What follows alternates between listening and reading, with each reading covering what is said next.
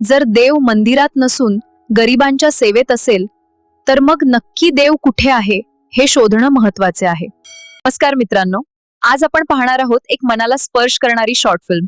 देव खरंच कुठे आहे? तो मंदिरात नाही, माणुसकीत आहे. सुरुवातीला मंदिर, देव, पुण्य याबद्दल तिच्या मनात अनेक प्रश्न निर्माण होतात. देव गवत खातो का? देव कामामध्ये आहे तर माझ्यात का नाही?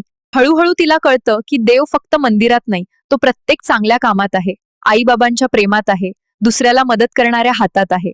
तर सफुंदा कथेचा सर्वात सुंदर भाग म्हणजे शेवटी ईशा जेव्हा त्या काकांना मदत करते आणि म्हणते या कामामध्ये पण देव आहे आणि तुमच्यात सुद्धा. तो सीन अक्षरशः अंगावर शहारे आणतो. देव म्हणजे एखादी मूर्ती नाही, देव म्हणजे आपली कृती, आपली माणुसकी आणि दुसऱ्याला मदत करण्याची भावना आहे. ही शॉर्ट फिल्म फक्त पाहण्याची नाही तर अनुभवण्याची आहे. धन्यवाद.